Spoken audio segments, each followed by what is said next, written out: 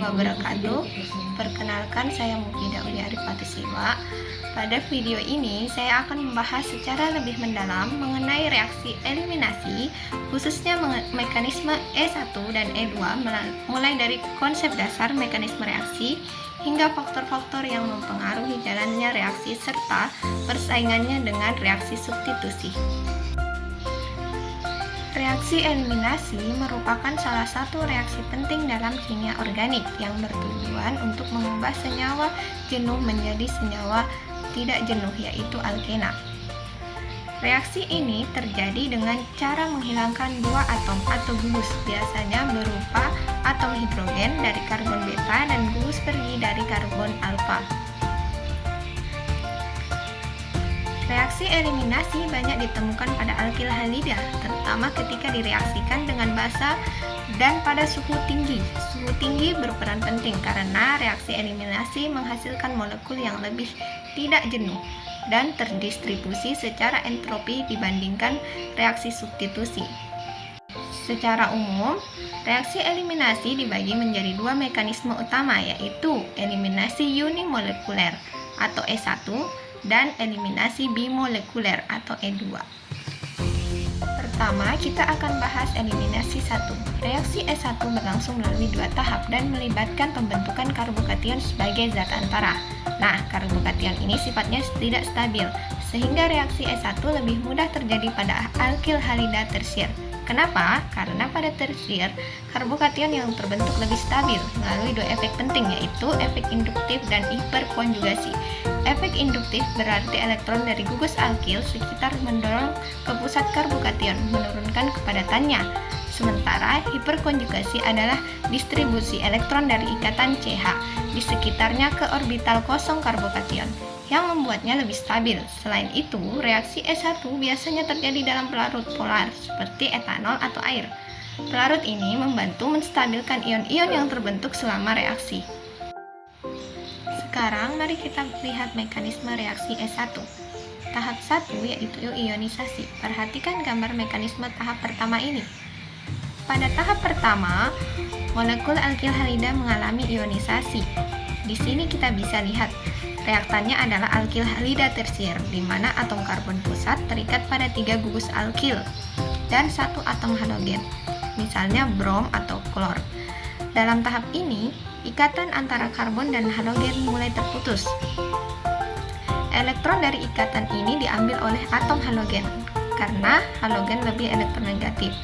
Hasilnya adalah terbentuk karbokation atau ion karbonium yang bermuatan positif pada atom karbon pusat dan ion halida yang bermuatan negatif seperti Br atau Cl-.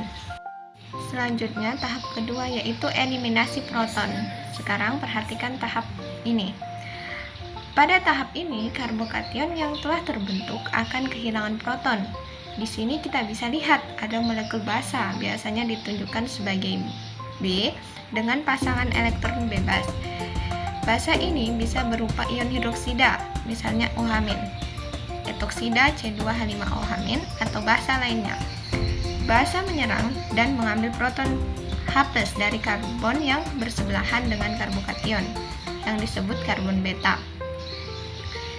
Selanjutnya, elektron dari ikatan CH yang terputus akan membentuk ikatan rangkap baru antara karbon alfa, yang tadinya karbokation dan karbon beta. Sehingga hasil akhirnya adalah alkena dengan ikatan rangkap, ditambah basa yang sudah terprotonasi atau BH+. Mari kita lihat contoh konkret reaksi E1. Pada gambar ini kita punya 2 bromo 2 metil butena sebagai reaktan. Strukturnya menunjukkan atom karbon nomor 2 terikat pada atom brom. Karbon yang sama juga terikat pada 3 gugus alkil, sehingga ini adalah alkil halida tersier. Ketika direaksikan dengan pelarut air atau alkohol pada suhu tinggi terjadi yang pertama, yaitu brom melepaskan diri membentukkan karbokation pada C2. Selanjutnya, proton dari karbon beta bisa C1 atau C3 diambil oleh basa. Produk yang terbentuk adalah alkena, yaitu 2 metil butena. Tergantung proton mana yang diambil. Dan ingat, rumus laju reaksinya adalah R sama dengan konstanta 2 bromo 2 metil butana yang menunjukkan reaksi orde pertama. Selanjutnya kita akan membahas eliminasi E2 yang merupakan singkatan dari elimination bimolekuler. Reaksi E2 merupakan reaksi eliminasi yang tidak melewati pembentukan karbokation sebagai zat perantara. Melainkan reaksi ini terjadi secara serempak dalam satu tahap saja. Mekanisme E2 adalah proses satu langkah. Basa menyerang atom hidrogen dari karbon beta dan mulai melepaskan atom H. Dan pada saat yang sama, ketika ikatan rangkap, karbon-karbon mulai terbentuk, gugus X mulai meninggalkan, seperti yang ditunjukkan di bawah ini pada keadaan transisi. Setelah keadaan transisi, ikatan CH dan ikatan CX sepenuhnya putus dan ikatan rangkap karbon-karbon terbentuk. Sekarang mari kita lihat contoh-contoh reaksi E2. Contoh yang pertama yaitu 2-bromo propana. Pada gambar ini kita punya 2-bromo propana yang direaksikan dengan basa kuat. Misalnya ion etoksida CH3 CH2 O- dalam etanol. Strukturnya adalah CH3 CH Dr dan CH3. Brom terikat pada karbon nomor 2. Ada 2 gugus metil di kedua sisi. Karena molekul ini simetris, hanya ada satu produk yang mungkin terbentuk, yaitu propena. Tidak ada pilihan produk lain karena kedua karbon beta identik. Selanjutnya, contoh yang kedua yaitu 2-bromo butana. Sekarang perhatikan contoh yang lebih menarik. 2-bromo butana strukturnya adalah seperti pada gambar, brom terikat pada karbon nomor 2. Kali ini ada 2 karbon beta yang berbeda, yaitu karbon nomor 1 CH3 dan karbon nomor 3 CH2. Karena itu terbentuk campuran 2 produk. Produk yang pertama yaitu 1-butena. Terbentuk jika proton diambil dari C3. Strukturnya dapat dilihat pada slide. Ikatan rangkap berada di posisi ke-1 dan ke-2. Sedangkan produk yang kedua yaitu 2-butena. Terbentuk jika proton diambil dari C1. Strukturnya dapat juga dilihat pada slide. Ikatan rangkap berada pada posisi 2 dan 3. Perhatikan gambar yang menunjukkan perbandingan produk. Aturan Z-shape menyatakan bahwa produk utama adalah alkena yang lebih tersubstitusi, yaitu alkena yang memiliki jumlah gugus alkil lebih banyak yang terikat pada atom karbon berikatan rangkap. Dalam contoh 2-bromo butana ini, 1-butena yang merupakan produk minor, jumlah gugus alkil pada C rangkap, 1 gugus alkil di satu sisi saja. Ini disebut sebagai alkena monosubstitusi. Sedangkan 2-butena yang merupakan produk mayor, jumlah gugus alkil pada C rangkap yaitu 2 gugus alkil metil di kedua sisi. Ini disebut alkena disubstitusi. Jadi, 2-butena adalah produk utama karena lebih stabil dan lebih tersubstitusi. Rumus laju reaksinya yaitu laju, konstanta, substrat, dan basa yang menunjukkan ketergantungan pada konsentrasi alkil halida dan basa yang merupakan orde kedua. Atur Z-shape menyatakan bahwa produk utama adalah alkena yang memiliki jumlah gugus alkil lebih banyak yang terikat pada atom karbon berikatan rangkap dalam reaksi eliminasi 2. Laju dihidrohalogenasinya yaitu pembentukan alkana bergantung pada konsentrasi alkil halida dan basa, sehingga reaksi ini mengikuti kinetika orde kedua.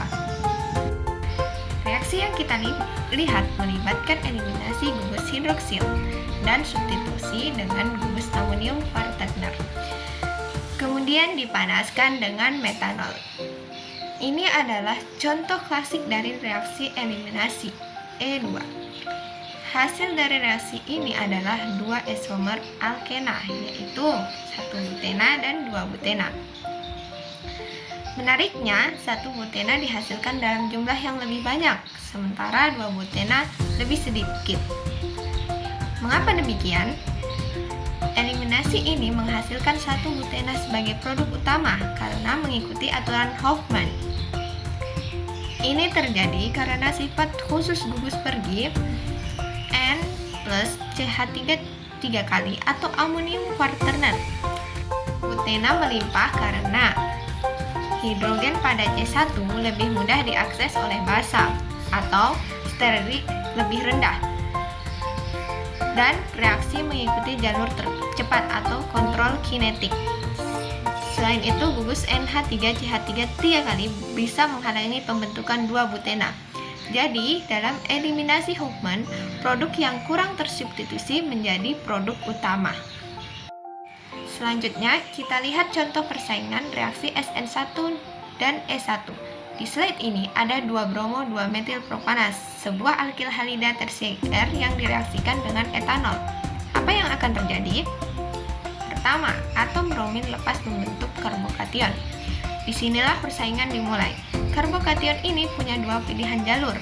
Jalur pertama adalah SN1, di mana etanol bertindak sebagai nukleofil dan menyerang langsung pusat karbokation, sehingga hasilnya adalah produk substitusi, yaitu 2-etoksi 2-metilpropana dengan gugus etoksi menggantikan posisi bromin. Jalur kedua adalah E1, di mana etanol di sini bertindak sebagai basa yang menarik proton dari karbon beta. Ini menghasilkan produk eliminasi berupa 2-metilpropena, sebuah alkena dengan ikatan rangkap. Sekarang kita lihat ke slide 14 dengan senyawa kedua, yaitu 2-bromo 2-metilbutana. Perhatikan perbedaannya dengan senyawa sebelumnya. Sebelumnya kita punya 3 gugus metil yang relatif kecil.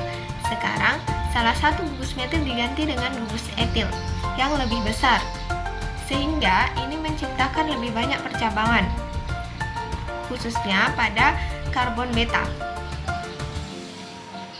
Ketika 2-bromo 2-metilbutana direaksikan dengan etanol dalam kondisi yang sama, bromin lepas membentuk karbokation dan terjadi persaingan antara SN1 dan E1. Namun kali ini hasilnya berbeda. Untuk jalur SN1, etanol masih bisa menyerang karbokation, sehingga menghasilkan produk substitusi yaitu eter. Sementara jalur S1 menghasilkan 2 kemungkinan alkena, tergantung proton mana yang ditarik bisa menghasilkan 1 butena atau 2 butena. Inilah yang menarik. Persentase produk eliminasi sekarang meningkat signifikan menjadi sekitar 60 hingga 64% dibandingkan dengan senyawa yang pertama tadi. Mengapa? Karena gugus etil yang lebih besar menciptakan halangan sterik yang lebih besar di sekitar karbokation. Nukleofil etanol jadi lebih sulit mendekati dan menyerang pusat karbokation untuk jalur SN1. Sementara itu, jalur E1 tidak terpengaruh karena basa hanya perlu menarik proton dari karbon beta tanpa harus mengakses langsung pusat karbokation. Jadi, semakin bercabang struktur substrat, semakin dominan produk eliminasi. Mari kita lihat apa yang terjadi pada senyawa yang lebih bercabang lagi di slide berikutnya. Selanjutnya, senyawa ketiga dan terakhir yaitu 2-bromo 2,3-dimetilbutana. Ini adalah senyawa yang paling bercabang dari ketiganya. Perhatikan struktur pada slide. Pada karbon nomor 3 yang merupakan karbon beta terdapat 2 gugus metil tambahan. Bayangkan betapa sesaknya ruang di sekitar karbokation yang akan terbentuk ketika senyawa ini direaksikan dengan etanol. Bromin lepas membentuk karbokation seperti biasa. Namun kali ini halangan sterik mencapai tingkat maksimal. Gugus-gugus alkil yang besar di sekitar C beta benar-benar memblokir akses nukleofil ke pusat karbokation. Akibatnya, jalur SN1 hampir terhalang sepenuhnya. Di sisi lain, jalur S1 tetap berjalan lancar karena basa hanya perlu menarik proton dari pinggir tanpa harus menembus kerumunan gugus-gugus besar tersebut. Hasilnya sangat signifikan. Produk eliminasi meningkat drastis. Tren ini sangat jelas dari senyawa pertama ke senyawa kedua, lalu ke senyawa terakhir. Persentase produk eliminasi terus meningkat seiring bertambah percabangan pada karbon beta. Ini adalah bukti nyata bagaimana faktor sterik atau halangan ruang secara selektif menghambat jalur SN1. Sementara jalur E1 tetap tidak terpengaruh. Inilah jawaban mengapa struktur molekul sangat menentukan produk reaksi dalam kimia organik. Perhatikan slide ini. Kita memiliki kloroetana, sebuah alkil halida primer yang sangat sederhana. Hanya 2 atom karbon dengan klor terikat pada karbon primer. Ketika kloroetana direaksikan dengan ion hidroksida OH- yang bersifat sebagai nukleofil kuat sekaligus basa kuat, terjadi persaingan antara dua mekanisme, yaitu SN2 dan E2. Berbeda dengan kasus SN1 versus E1 yang melibatkan karbokation, reaksi SN2 dan E2 keduanya berlangsung dalam satu tahap, tanpa pembentukan. Jalur pertama adalah SN2, substitusi nukleofilik bimolekuler. Di sini ion OH- bertindak sebagai nukleofil yang menyerang karbon yang terikat klor dari arah belakang atau yang kita sebut serangan backside. Secara simultan, ikatan C dan Cl putus dan klor lepas sebagai ion klorida. Hasilnya adalah etanol, di mana gugus OH menggantikan posisi klor. Ini adalah reaksi substitusi yang terjadi dalam satu langkah terkoordinasi. Jalur kedua adalah E2, eliminasi bimolekuler.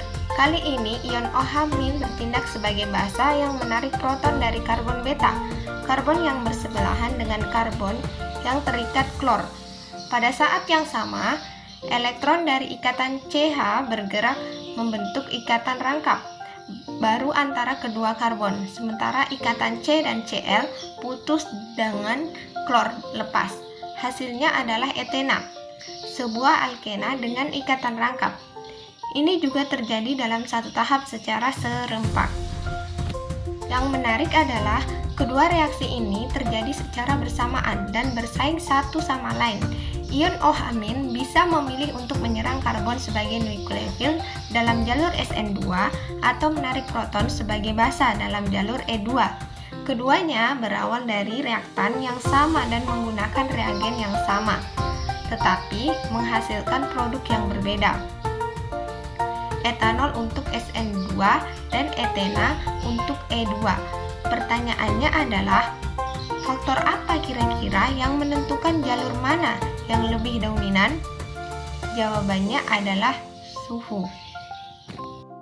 Mari kita pahami dari perspektif energi. Reaksi SN2 memiliki energi aktivasi yang relatif lebih rendah dibandingkan E2. Mengapa? Karena dalam SN2 nukleofil hanya perlu membentuk ikatan baru dengan karbon. Sementara dalam E2, basa harus memutus ikatan C dan H yang sangat kuat. Ikatan C dan H memerlukan energi yang cukup besar untuk diputus, sehingga jalur E2 memiliki penghalang energi yang lebih tinggi. Pada suhu rendah, energi termal yang tersedia terbatas. Sistem cenderung memiliki jalur dengan energi aktivasi lebih rendah karena lebih mudah dicapai.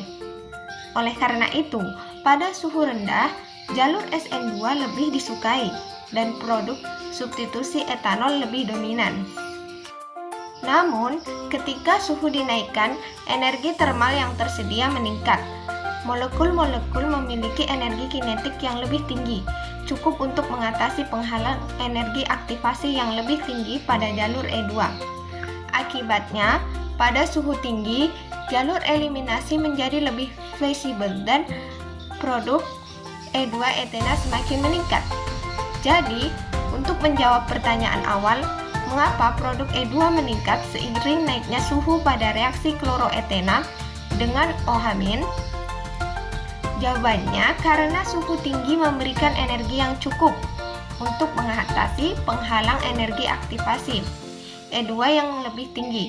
Dan secara termodinamika, eliminasi dengan peningkatan entropi lebih disukai pada suhu tinggi.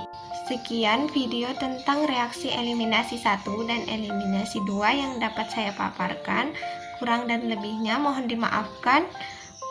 Wabillahi taufiq wal hidayah. Wassalamualaikum warahmatullahi wabarakatuh.